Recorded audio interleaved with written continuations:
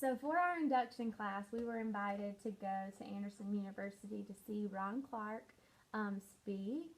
Most of us, I'm sure, knows who Ron Clark is. He is the founder and the principal headmaster of the Ron Clark Academy. Um, so we're just going to talk with you about some practical things that we took away from that. Of course, Ron Clark is like the most dramatic and enthusiastic and inspiring speaker. He probably talked for like 2.5 hours, and literally you're on the edge of your seat the whole time. You don't want him to stop talking because he's just incredible. But a few things that he talks about that I kind of caught my attention were things that he requires of his staff. And some of those things were really practical and kind of almost like bizarre, crazy, maybe not bizarre, but like crazy things that he requires them to do. For instance, they can't have a desk in their classroom because they have to be standing at all times. They can never sit down to really take advantage of every single second that they have with those kids.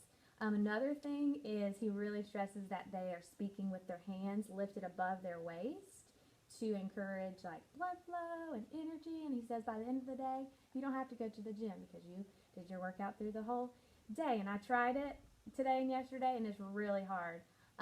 And then the other thing was that he requires them to always keep their feet pointed toward their students. So even when they're writing on the board, they are writing like this. And he said it takes a while to get used to it, but you're literally writing like this, and it's not only to keep your kids engaged and require less discipline problems, but it also just creates the environment that you are on top of it, you are engaged at all times. And the other thing that I really, really want to figure out the best way to do in my class is taking advantage of parent involvement, and not just parent involvement with their student, but parent involvement in the school community and getting them in the classroom and in the school and doing as much as they can just for the school community and not just for their students. So those are a few things that I took away that I want to try to implement where I can. So